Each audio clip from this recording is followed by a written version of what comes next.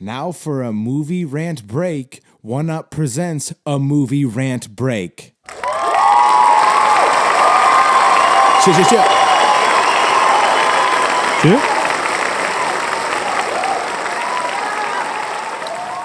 What's up, everybody? Welcome to the Movie Rant Break. Super hyped about this episode today. I got a returning guest. I got Lee J. Giles in the building. What up? Hey, and I got Batman in the motherfucking house. Yo. What's up, Batman? So today we're going to be carrying on with our Batman reviews. Me and Lee's been breaking those down. Today we're doing Batman Returns. And we thought who better to have as an additional guest to give an additional insight as Batman himself. So he has graced us with his presence, and he's going to give some good insight for all you people out there. Straight from Gotham. Straight from Gotham. Yeah. Straight from Gotham, we got Batman. That's true. I did a shitty intro for Batman. I just, I'm sorry. I should have done a better intro for you. He's more low-key. He's low-key Batman. It's okay. I know everything I need to know about you. Okay, so that's just too funny. All right, so Batman Returns. Directed by Tim Burton, screenplay by Daniel Waters, story by Daniel Waters, and Sam Hamm. Based off Bob Kane's characters from DC Comics.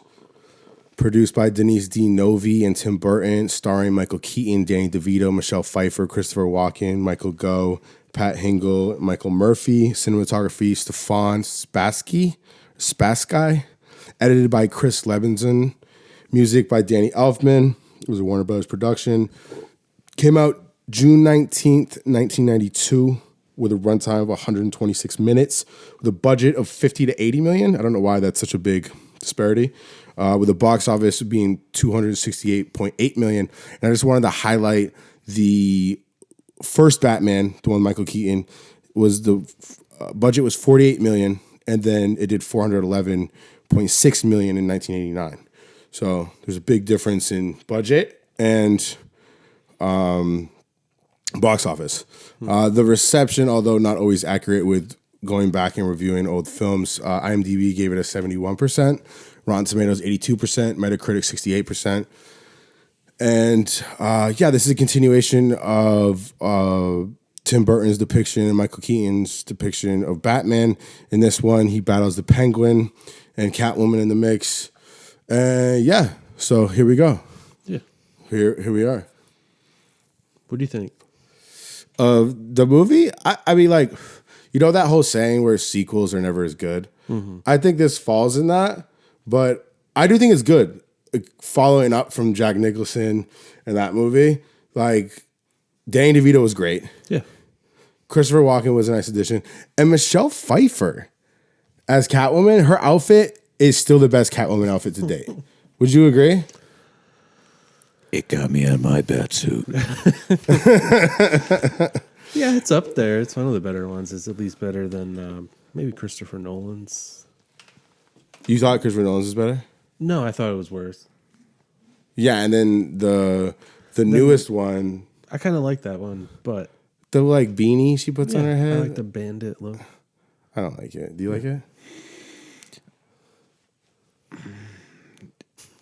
It can't be any worse than Halle Berry's. That's true. You don't have to keep doing the voice. I figured. I like to. The voice it intimidates everybody.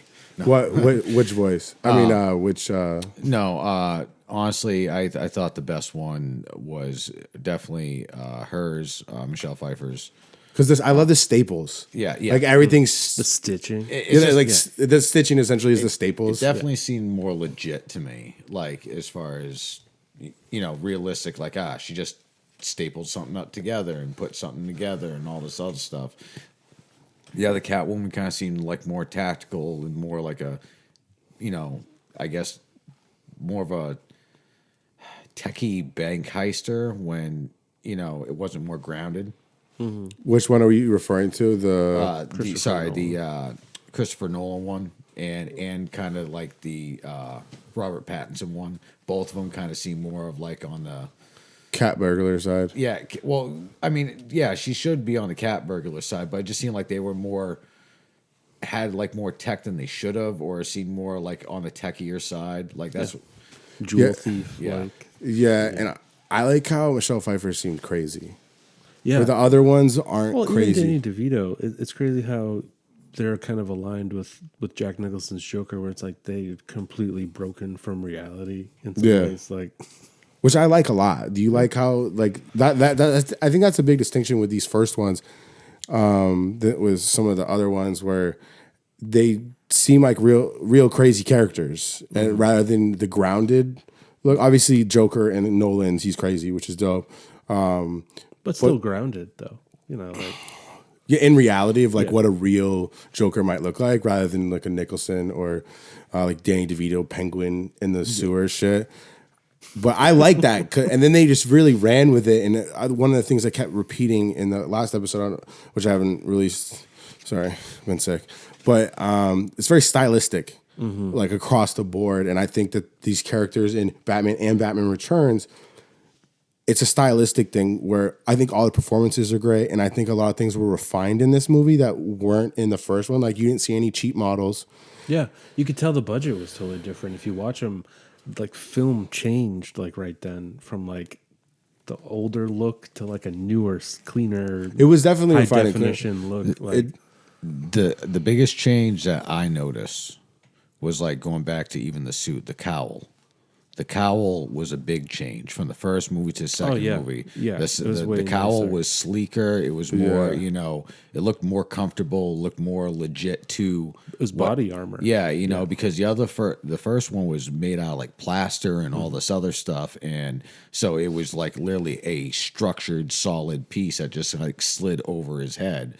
Where this other one was more rubberized and actually could play a little bit more to him looking and turning and so on. Yeah. Well, I fuck with that.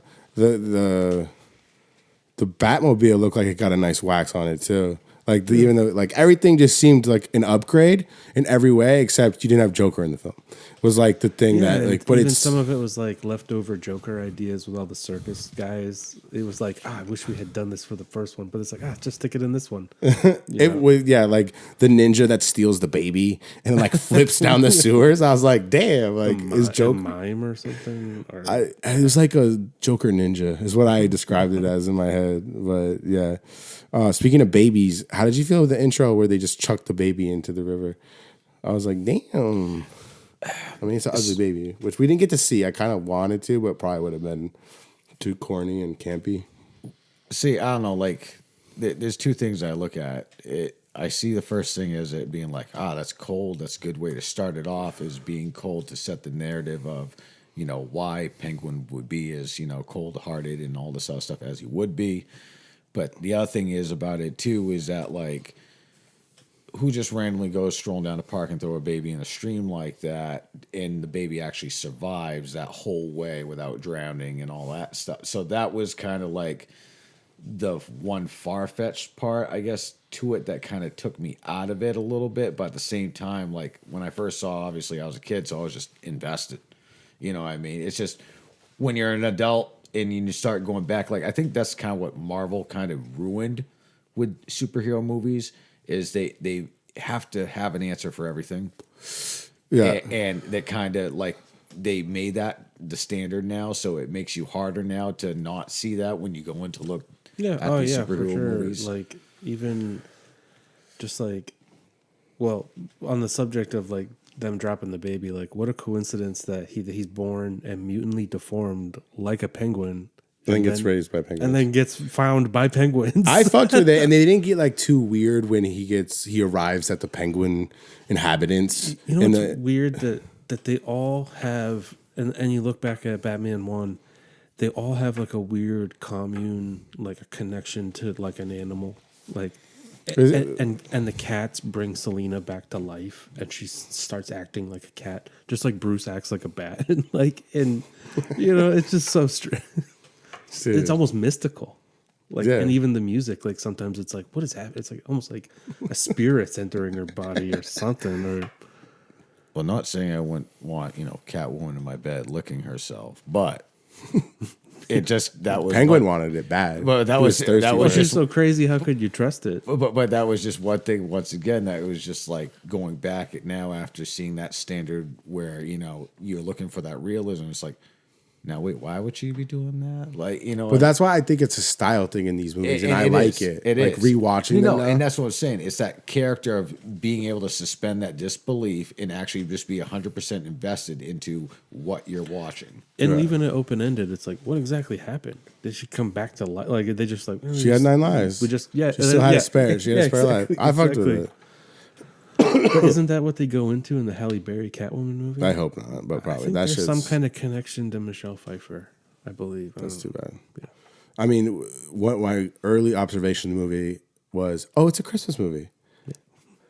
I know the people like talked about it. It's like low key is like a Christmas movie. Like, it's like his at least his second Tim Burton's Christmas movie, maybe third. well, Nightmare Before Christmas is not a Tim Burton film. Yeah, It's Tim Burton characters. but You know that, right? yeah, He didn't direct that. He concept designed it. And they Yeah, just, yeah, passed it off. Yeah. Which is I feel like fun fact, I guess. Like a lot of people think it's a Tim Burton film, but it's Oh not. yeah, that's how they trapped people with like Monkey Bone and like other shit where they're just like from the creator of Nightmare Before Christmas. And I feel are people like, Tim stop. Burton?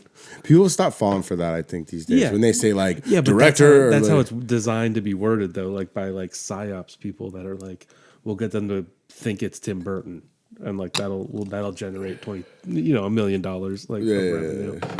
There's like the Fooled producers that brought you such and such. And you're like sometimes the producer credits don't mean dick. But. Yeah. So thumbs up on Catwoman. You got something to say? I was just going to say, if you guys had to depict out of both movies between like all the fight scenes, do you think the first one or Batman Returns has better fight scenes? Because me personally, going back, I think it was a downgrade in the second movie to the fight scenes. I would agree. I think the fight scenes were a lot better in the first movie, and I think they took a lot more time to articulate them to make Batman seem like They're better choreographed in the first one, but like, Yeah. but They had a lower budget, so they had to have like more. I know, kinda but like, they still had a big budget on the first one too. Like we're talking. yeah, but there was like at least like the budget was almost double for Batman. Well, it said 50 to 80 for the That's new like- one, that but is the, a but the huge first one, but the differential. first one's 48, so like it could be 50. They don't have the actual. that's So true. Yeah. But it's but almost double. It could almost be double, and you can kind of see that it looks more expensive than the other one. That's why you can almost see Batman's costume better because they hid it how bad it was sometimes. well, I like that element. We talked about that in the last episode where like Batman was a little more reserved, like when he's talking to Vicky Vale and stuff. Just his whole nature was a little more reserved. Ironically, even though he was clout chasing, but yeah, this.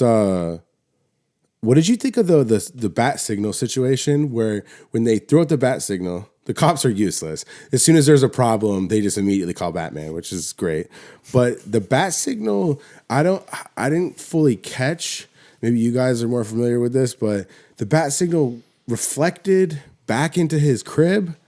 Yes. Was that seemed to So- be counterintuitive, but I didn't know what the whole contraption thing was. It seems in tune with his character of just being like a crazy theatrical person where he's just like, I need to be. He's not, what's crazy about this Batman too, he's not even paying attention. Like the other Batmans are like watching the news, like they're tuned right into. That's not true. Batman watched the news.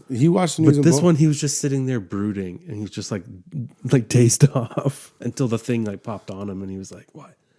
You know? Well, yeah, but when he's watching the news and stuff, he's trying to figure out how to move and act on it. So I would disagree in that sense. But I just thought it was weird. He was chilling in his study, and all of a sudden, the bat signal. I don't know if it was his. It just seemed like there would be some. Yeah, he had like a separate system that was alerted by the Sky one, It was- and then it like internally did it. They didn't reflect it to him. No. Yeah, that's what I figured. But It was all about mirrors. He had different mirrors set up so it grabbed the reflection of this symbol that it was picking up in the sky, and it would reflect it right into his back wall of his office. Is how it was going, and it was very counterproductive because even for that time period, they had toggle switches and all these other things that he could have set up to like censor or whatever to give him an indicator that, hey, the bat signal's going off. He just had to do a little wiring at the police station first to give him that beacon, I just felt like that was counter to him being secretive. It's like, Yeah, what if he had someone over? I mean, yeah, they're like, wait, what's that? I mean, technically, don't you just need a police scanner? Yeah, exactly. I mean, if we're breaking it down. I mean, you're the one that wants the bat signal, Batman. Well, that's what I'm saying. I'm the real Batman. Just I just use the scanner, motherfucker. Like, I would use a real scanner. I wouldn't use mirrors, smoking mirrors. I'm the real deal. Fuck suits you. We mentioned recent that app. You'd just be on an app, and people would be like, the Bat app. "Yeah, That's some shit. Ain't that some shit? Well, if you ever watched the Batman the cartoon, that was kind of the whole premise of that cartoon. It was which one? Not the Batman animated series. Yeah, no, the one after that was called The Batman. It was a cartoon. early deny it. 2000s." I deny it. And that was pretty much the whole premise. He had a cell phone, and it would give him alert he would get an alert every time the I think that Joker had dreadlocks. Yes. I hate this depiction, like so much so. It wasn't the best adaptation at all. It had some Yeah, good. they all have their merit. It had some good features to it, but overall, I figured in my mind it was kind of a flop for It sounds terrible. animated series. Christopher Walken in it. I thought it was a good audition. His character was kind of cool. It was interesting. I haven't seen Christopher Walken in a while. Like he just looked a little more younger naturally. And Danny DeVito's so done up, but I saw like a making of it. He was actually pretty youthful when he did it, and that was like a lot of cosmetic, makeup. Like he looked at least like 10 years older after the makeup, the Penguin makeup. Because of the makeup? Yeah, because of the makeup. But he himself was like mid-30s when he Was made he? it. He looked it. I mean, he looked. We're just guessing here. I have to look this up now because you're just fucking Well, I spouting go off by bullshit. look. You go. I try to read Well, his you aura. look 50, so but the set design and makeup. Just kind of talk about that briefly. Like I thought, like overall, the conception was upgrade. Like the makeup was really good. Yeah. Danny DeVito came up with that black stuff that was in his teeth. Oh, that shit was fire. He made that up. It was like color dye and fluoride, he said. Oh, jeez. He's 33. So he wasn't that old. No, man. he was not old at all. He didn't That's look crazy. old. He looks 50s. He killed it. And I liked it too because it showed Danny DeVito's range. Not that people don't think he has range, but I think it's always cool to have top tier actors do the fantasy, like one fantasy role, just to see if they can do it. Because in this case, seeing him as Penguin, it's a huge follow up with Jack Nicholson. But I thought it was a strong sequel. I mean, it doesn't need to be as good with Nicholson. I mean, it's got the Joker as an unfair advantage. But think about how obscure the Penguin is and how good it actually was. Like I thought it was a good ass movie. But yeah, sets makeup was solid. Danny DeVito was dope. What was Duckmobile? I thought it was legit. What do we think about it? Like fire? Yeah, that's cool. I liked it. I personally though was a true fan of the umbrella helicopter. That shit was fire. That was freaking dope. That when he pulled that thing, I was like fucking right. That's insane. Pardon my French. Penguin has some crazy lines. He's like talking about the sexual lines. One of them was, "I'd like to fill her void." I was like, "Damn!" And then he's like, "I'd like to teach her my French flipper trick." I was like, "Damn!" Well, what and when he shit? pins the girl, Yeah, he on pins the the girl, chest, like he's grabbed like her breast. feeling her up. He grabbed her breast right there as he put the pin on. He's freaking squeezed the breast right there. Yeah, Like, oh, she shit. liked it too. Probably never see such a misogynist villain again after that. Danny DeVito, I mean, if that's Just the 'cause case, we're that's past that time now. It's It'll coming never- back. Yeah. He goes up and sees Catwoman on his bed. He's like, "Just the pussy I was looking for." It's like, damn. But that's good writing. I fuck with that. He was trying to fuck the whole movie. Like he's like, "I got unscented ointment. I got scented ointment." I was like, he's ready, which I fucked with that a lot. It was really dope. Catwoman really put that bird in her mouth. They filmed that. She did one take and really put that bird in her mouth. Oh Like, shit. So she's just a pussy. She could have died. Disease. No birds were hurt in that film. I thought it was a fake bird, but that's crazy. No. The fun fact, the movie. So Michelle Pfeiffer actually used the whip in the store scene with the mannequins. She actually whipped those all off one take, all four of those mannequins' heads. Damn. Which is dope that she was able to whip it like that. Yeah, Michelle Pfeiffer, when she transforms, I love the transformation scene. I thought it was really solid. Like I said, I really liked her outfit. The one thing that I was confused during her whole transformation into madness, what was the deal with the stuffed animals that she was shoving down in the food processor? I was like, what, was that just like she's growing up? I was confused. Yeah, a symbolic. She got killed because she was so soft. You know what I mean? Like, yeah? That's kind of how. I mean, I took it as that, and I also just took it as, she wasn't like that. All that, like, kind of like as Bruce Wayne is really Batman's mask. Selena Kyle was her mask, so she was getting rid of everything that was Selena Kyle. She was getting rid of her mask and becoming her true thing, which was Catwoman. Yeah. Well, that also ties into the masquerade scene, which they had that in the Christopher Nolan movies as well. But like, they're the only characters at the masquerade ball that aren't wearing masks because of that principle that they're always wearing masks, and so like, or they are wearing masks. Yeah, they already are wearing masks. Yeah. At the end of the film, how did you feel about the penguin kamikazes? I don't understand the purpose of that. Because I know the threat was, let's go kill all the kids.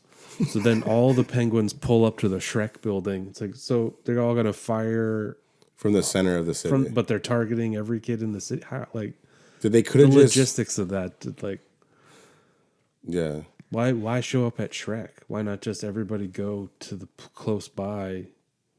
Yeah. There's going to be so much. Too much programming. But originally, remember, he was trying to kidnap them.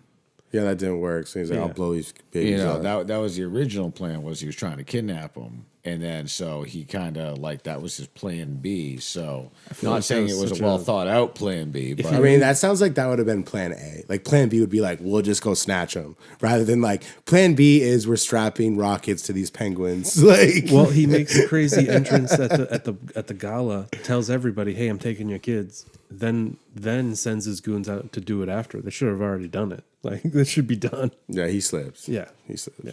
He's a braggart. A braggart? Yeah. Well, they brag. They brag too much and it causes like their downfall. Kind of no, he did. He slipped like a penguin. Oh, shit. I love the penguins on the sonar. Like, it showed like the I like that little campiness. It just kind of fits the whole tone. And just the penguin army. I kind of liked it in the same sense that I liked it. Like they show the 3 penguins when he shows up from being thrown in the stream. They don't show you the whole penguins, but it just shows some penguins finding them, and it was tastefully done for the camp and idea of a penguin, like penguins raising this penguin baby. But I just thought it fit all in the same vein for the characters and in the movie itself. And at the end of the day, it just circles back to that premise of just being a stylistic thing, and just it was executed well as it was in the first one. Yeah. Oh yeah, for sure. We're forgetting the missed opportunities, though. Okay, let's talk about it. So, the first one, they set it up in the first Batman for Harvey. And then there was nothing. I'm glad they didn't, because that would have been lame. Okay. Originally Harvey was in the second script, and Vicky Vale and all that, and then part of Tim Burton coming on was that he wanted to change it. So he didn't want Harvey Dent. He didn't want to have Vicky Vale. It was good to have a fresher start, in my opinion. Yeah. It made the movie more interesting to me. What's his face was in it? The reporter. What's his name? Knox. He was in it. I missed him. He was barely in it, but he was in it. He asked one question, and then in the beginning, he's like, right, he's in it. You see him, right? Yeah, he's at the beginning. He's in like 2 scenes. It's subtle, but he's in it. Which I like to like see him, but he didn't play a role really.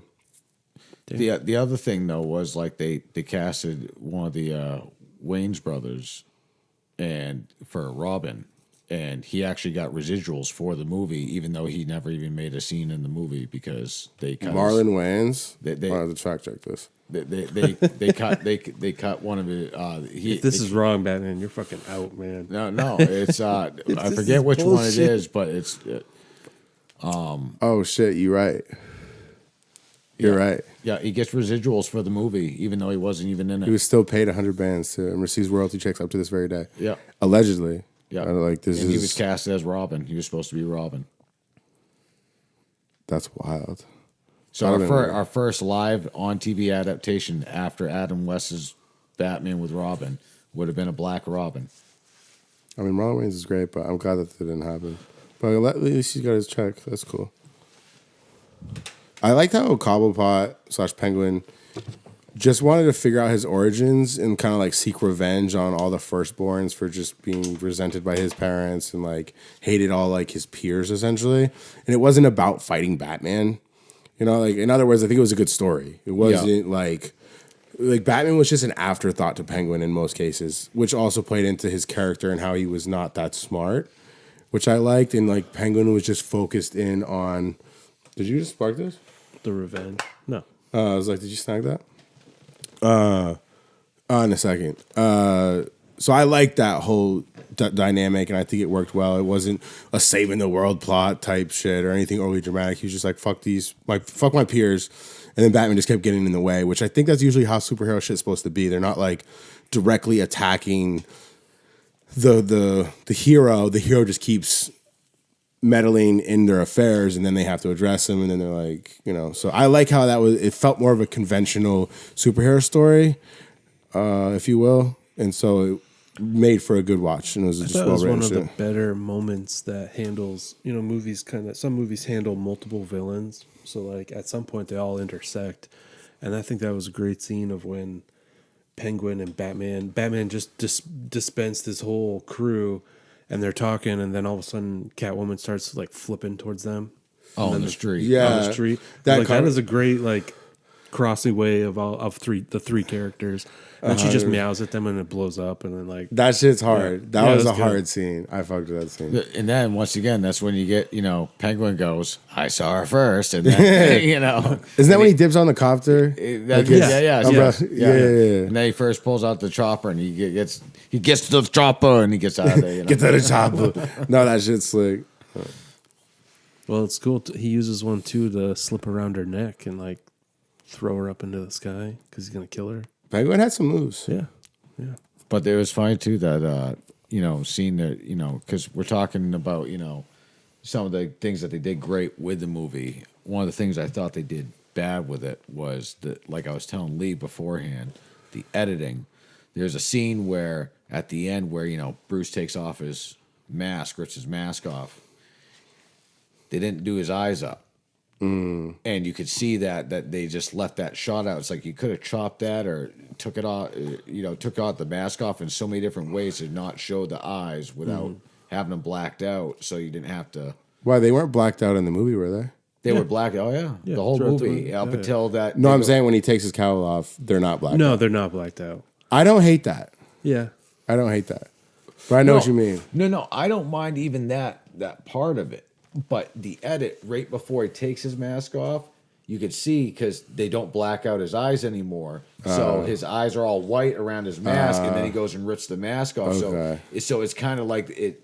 You see what I'm saying? That slight disconnect. Well, like that kind of shit like throws you out because you're like, wait a second, like why is he Right. Yeah, And all he had to do was just shoot it from the back as he's ripping the mask off, and then you could have bypassed all of that, or something like that. It's just, I got you 100%. I that shit pisses me off in movies too. Where I'm just like, it was just like a poor edit. That's all. You know, it could have just been chopped up a little bit differently just to bypass that, and you would have been none the wiser. You bring up him taking off the cowl scene. I thought that was irrational to take the cowl off for Catwoman in front of Penguin or I guess Penguin wasn't. Well, he assumed he was dead at that point, but Shrek was right there. Assuming he's gonna let Shrek live and go to jail. Yeah. You're gonna take on and be like, I'm Bruce Wayne, but he did just blow up Penguin's thug the day before. He stuck that dynamite on him and threw him down a sewer. Batman had 3 kills in the movie. That was so bad too when Shrek's like, Bruce Wayne, why are you dressed in the Batman costume? It's like Catwoman's like a really good casting for the movie was Christopher Walken's son. Like he has like very few lines, like but one line. It's like he almost did a Christopher Walken impression. It's like, Dad, yeah. I can't do one, but like it was like, yeah, he sounded like Christopher Walken just then. That was Chip. Chip. Was that his name? Chip? Yeah, Chip. Yeah. Chip Shrek. God, I saw him taking off the cowl though. I was like, what is he doing? Then at the end, Batman steals a cat.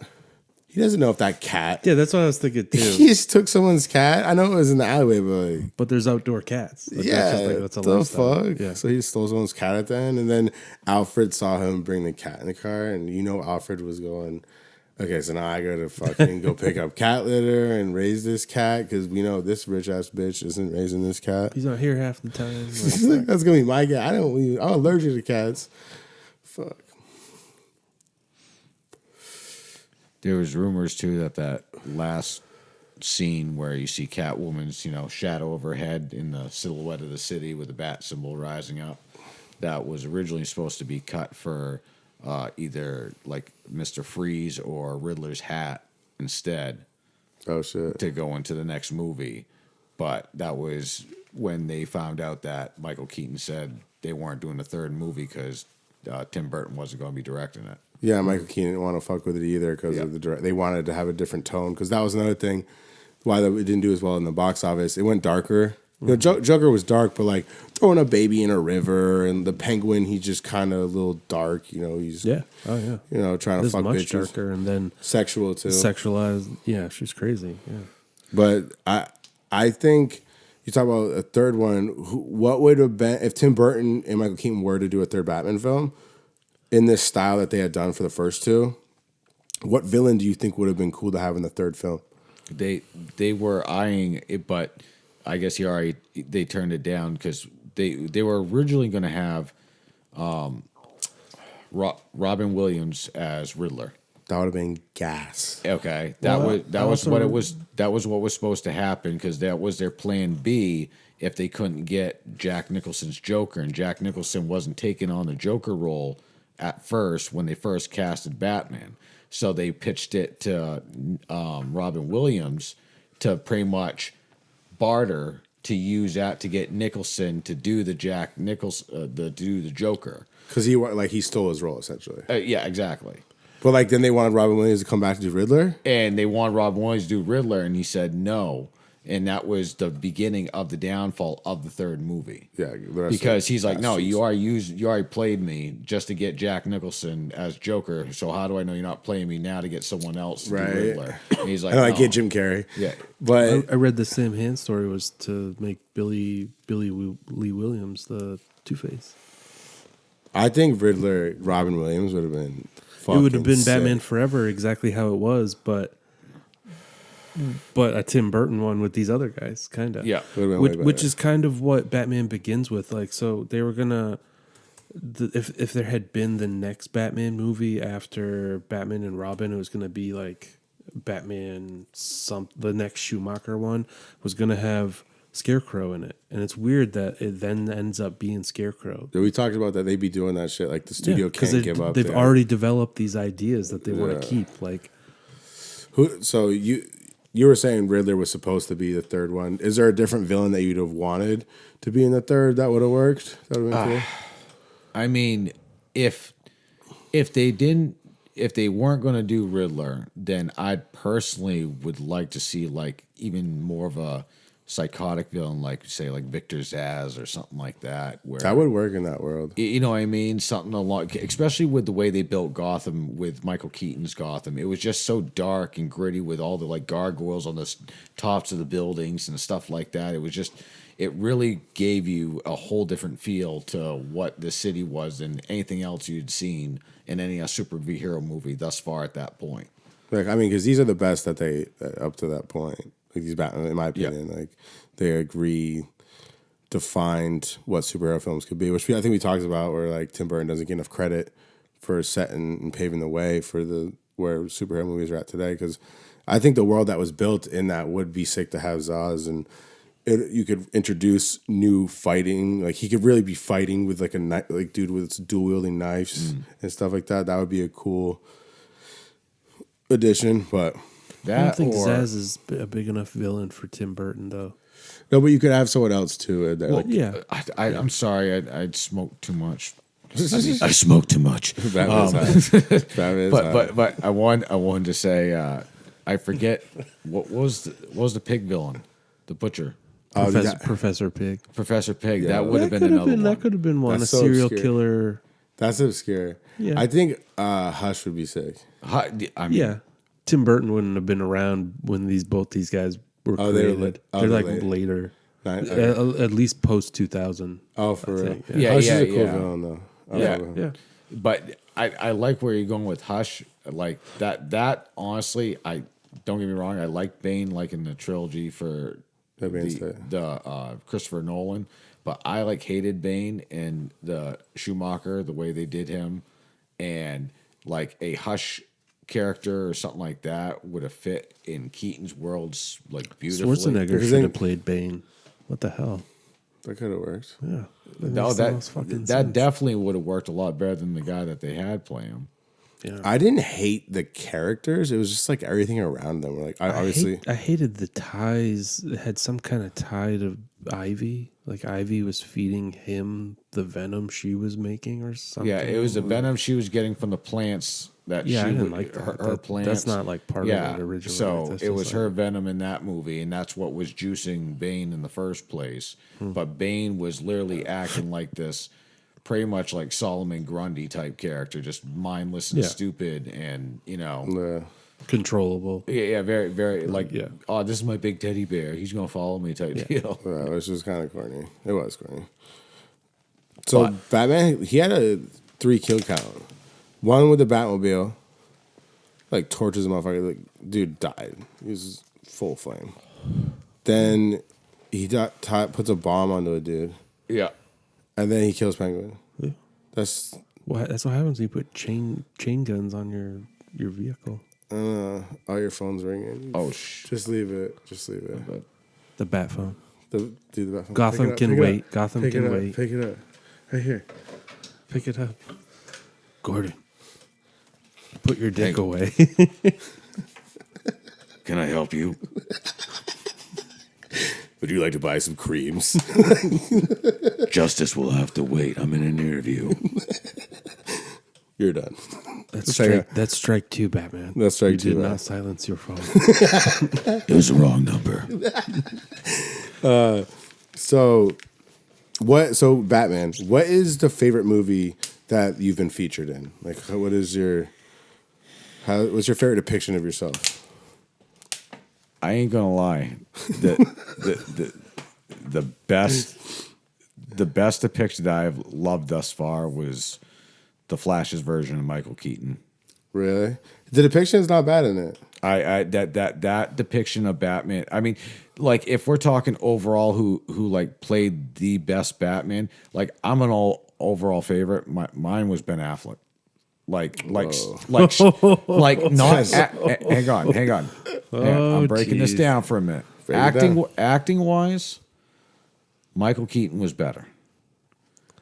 Build and actual like structure, look wise, and all that stuff. To this day, I thought Ben Affleck played that look better than anyone else from my depiction of the comics I've read of Batman. I agree. But acting wise, I do not. He's too Ben Affleck to be Bruce Wayne. It's just like that's Ben Affleck. Yep. We talked about. I hate to keep saying, and we talked about it, but like a lot of these themes. Yeah, I agree. He hates it. Yeah. like I said, like I agree. Like with the acting degree, like he was more playing an alcoholic Ben Affleck than he was playing a Bruce Wayne. But like when he was actually in the suit, the look and all that stuff, like I felt like okay, that makes sense. Like especially that first fight scene that they showed in Batman v Superman with him in the warehouse, and where he just took down all those guys in that warehouse. Like I like it. That fight scene, like that whole movie was a really hit or miss for me. But that fight scene, like you could just show me a whole movie of that fight scene, I would have been happy. The fighting hand-to-hand combat choreograph with Ben Affleck is dope, and Ben Affleck in the Batsuit is dope. But for me, I just care too much about the other parts of the story. Like that's cool, you can have a cool fight scene, but then it's like it adds so much more value to me when there's something that ties in those fights. Yeah, because then it's like, oh, this is really cool. This character, Bruce Wayne or Batman, rather than like, oh, this is Ben Affleck in a batsuit, like kicking ass is a good scene, but it just doesn't that doesn't make me want to watch a movie like for like a fight scene. I mean, I'm sure there's movies the fight scenes are worth watching just for, but I mean, it wasn't that good where I want to watch that movie to see that fight scene. Yeah. I guess. One funny part, But they were good. Now that like years have passed and like weapons have changed, like when the clown pulls the taser on Selena Kyle, I was thinking this. Now I was like, oh, it's not so bad. She's gonna survive that kind of. He's just gonna zap her. At what point in this movie? Yeah, when the clown's like at the very beginning. Yeah, when he saves her in the beginning. When the circus is all A going guy crazy. takes her hostage with a taser. Like, she'd be all right. Yeah, she'd be all right. Yeah, did he not throw the batarang because?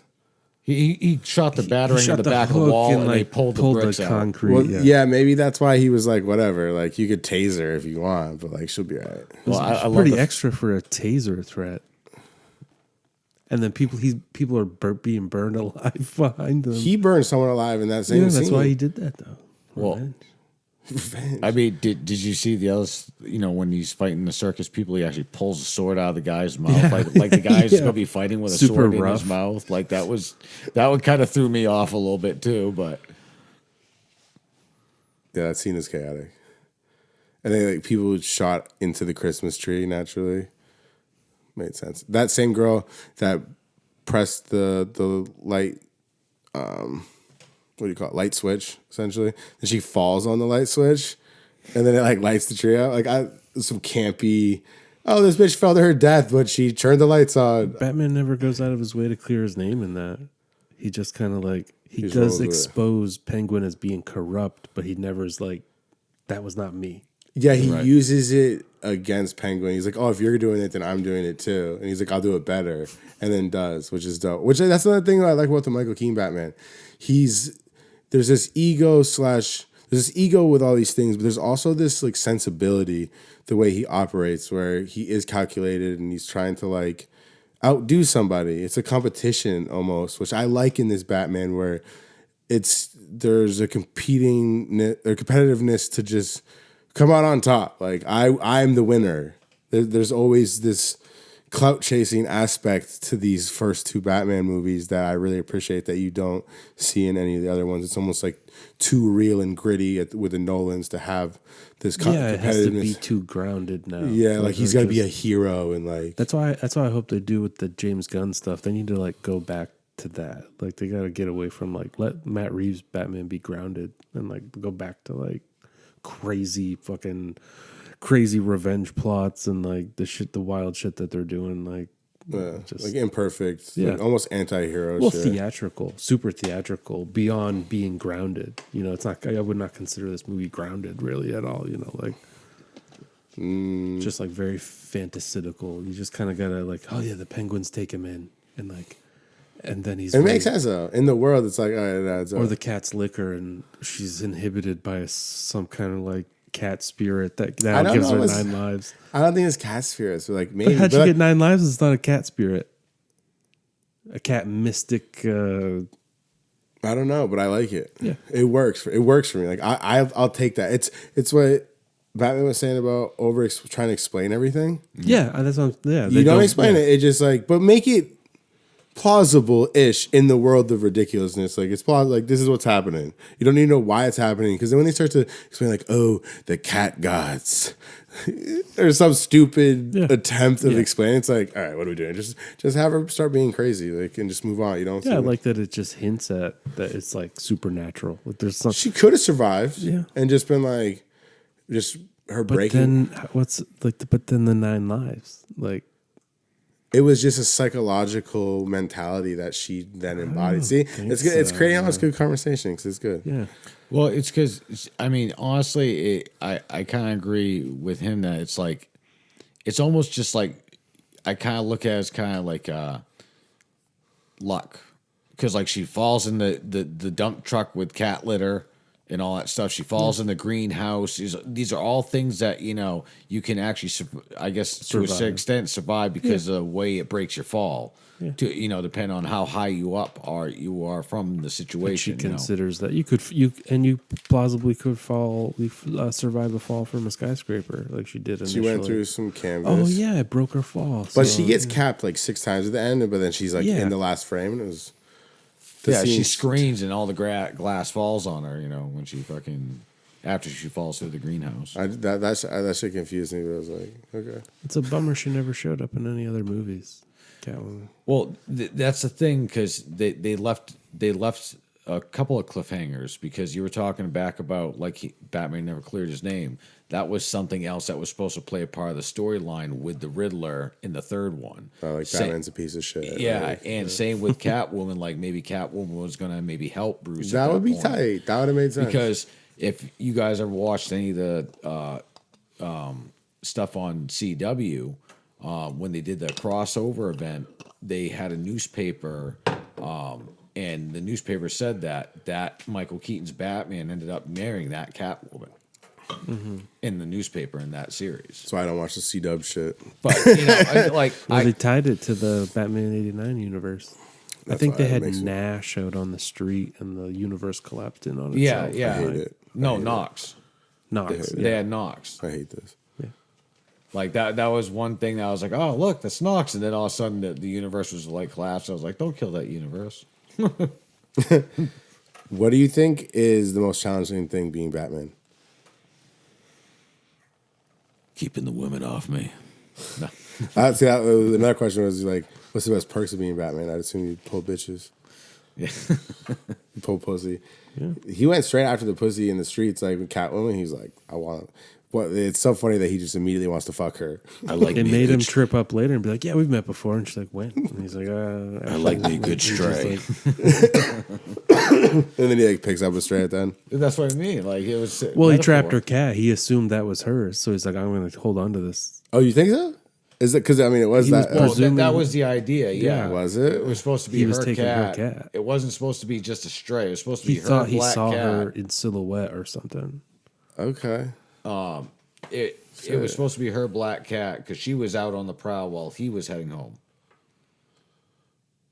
Okay.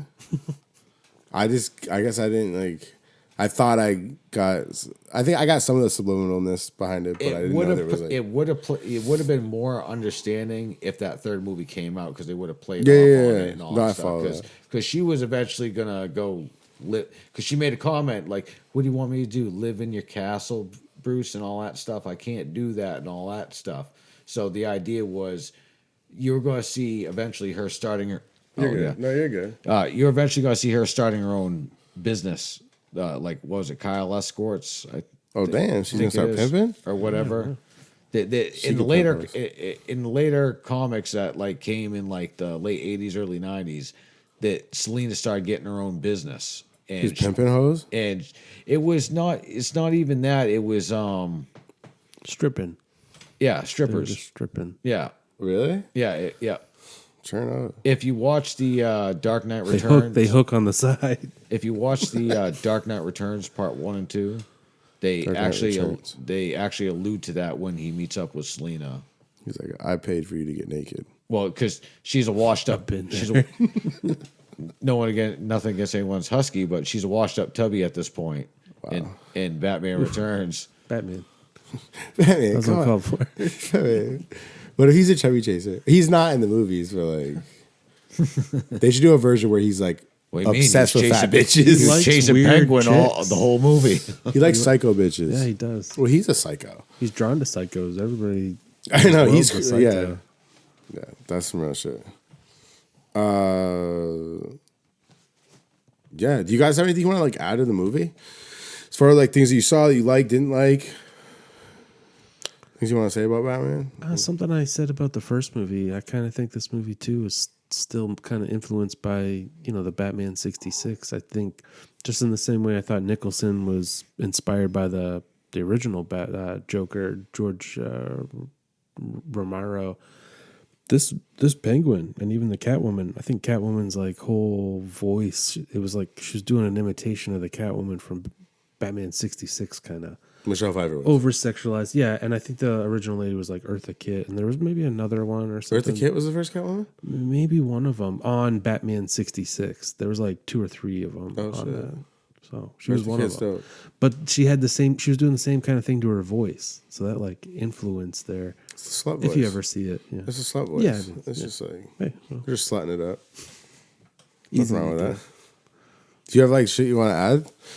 By all means. I mean, I think, I thought it was kind of funny, I think it was one point Alfred made a comment to Bruce about, being, a little bit more secretive or something like that. And, Bruce is just like, oh, who just let Vicky Vale right in the Batcave and said, oh, Yeah, that was the only Bruce real Wayne. reference to the first movie. And yeah, it was like a throwaway line, just a reference to the first movie.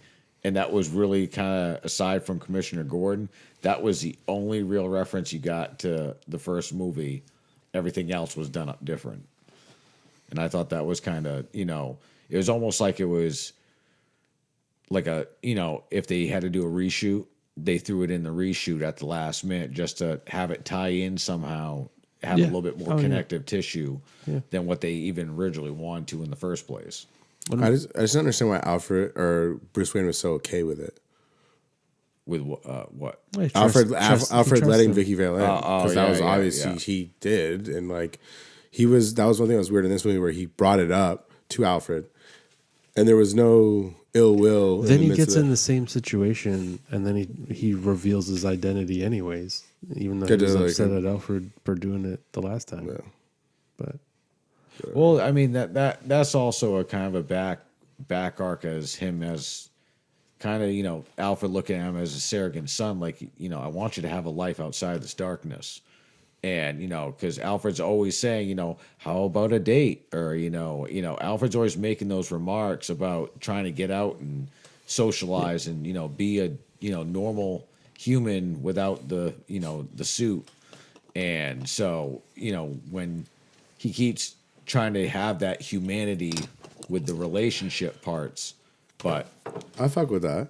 That's kind of what I notice out of it. Well, Bruce Wayne just wants to kind of, I think he just naturally doesn't prioritize his relationships, but he does pull bitches and fuck bitches and like Wayne Manor. In both movies, bitches are sleeping over. I guess in this one, she doesn't sleep over, but they were on their way. Yeah. You know what I mean? Mm.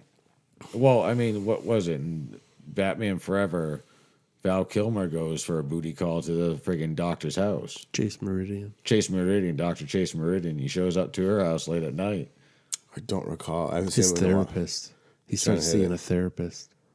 Oh, vaguely remember that. Yeah, he's seeing a therapist. Nicole Kidman. Yes. And he shows up to her freaking, and she's got like all this naughty lingerie on, all that stuff. And she's like waiting for him in her bed. And then Batman comes over. And then she's like, sorry, I'm in love with somebody else. She like falls in love with Batman because he shows up in the Batsuit. Yeah. And then she stops loving Bruce Wayne because she wants to fuck Batman, if I remember correctly. Yeah. Fucking slut. Yeah. I mean, one way or the other, slut. Batman and Bruce, they're both winning. They're winning, They're playing the game and they're playing it great. But Alfred's trying to get it so he's got a stable. He wants to see him happy, and he knows he'll be happy if he settles down and stop playing Batman. Well, and they double down on that hard in the Christopher Nolan movie because they played a little bit in these ones and all that stuff. And even so, like when you get to Batman and Robin with George Clooney and Alfred's dying, that was the whole idea, like having Batgirl, Robin, and all them around. Alfred looks at it and says, it's not the family I was expecting, but it's still a family type deal. And that was kind of like the overarching story between all four movies that actually was the connective tissue, even though that they're technically not linked together because the Flash movie proved that they weren't linked together. Yeah. So. Yeah. And how did it prove that? At the end of it. So. I saw it once. I don't recall it. So when he thought he reset the timeline back right, he saw George Clooney's Batman now at the end. So he went from Michael Keaton's Batman to George Clooney. So this suggested that they're two separate universes. And it would make sense. The same Alfred. And it would make sense because that's why he never saw Catwoman again and all those others. Okay. But. That's a lot, but okay. Makes sense. I can't deal with that. You're dealing with the best. So, on the show, we rank the movie from 1 to 10 to the 10th place. So, if you want to give your rating for what this movie would be, 1 to 10 to the 10th place. I'd give it a 9. 9. Okay. I'll give it a 9 because I know my Batman score was like 9.1. Do you want me to check No, it out? I know it is. Okay. I know that you ranked the Michael Keaton Batman's higher than the Nolan ones. Yeah, I think that. I was 9. Batman Returns. This is 9. You both give 9s. Yeah. Okay. I'm gonna hit Batman Returns with 8.2. Yeah.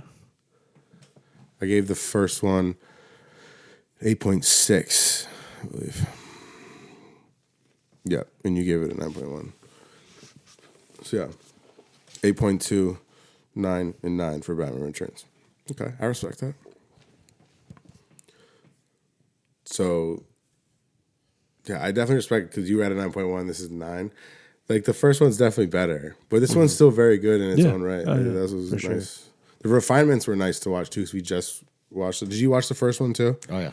Word. Yeah. So you saw the immediate like to me it was like effort to make the film feel a little more refined and polished. And it was like, oh, they did like They polish. dumped a little money into this. Yeah, like they saw what they were lacking and they fixed it. Like the sets look better, just everything looked better. It's tight.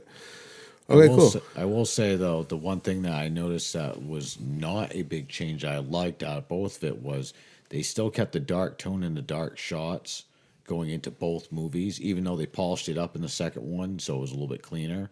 But they still kept it such a dark tone that if you watch them like back to back, it feels like you're just watching almost like a season 1 of Michael Keaton's Batman, then season 2 of for sure. Keaton's Batman. There definitely is some parallels and like cohesion with it. Yeah, are you got some more comic shit to plug?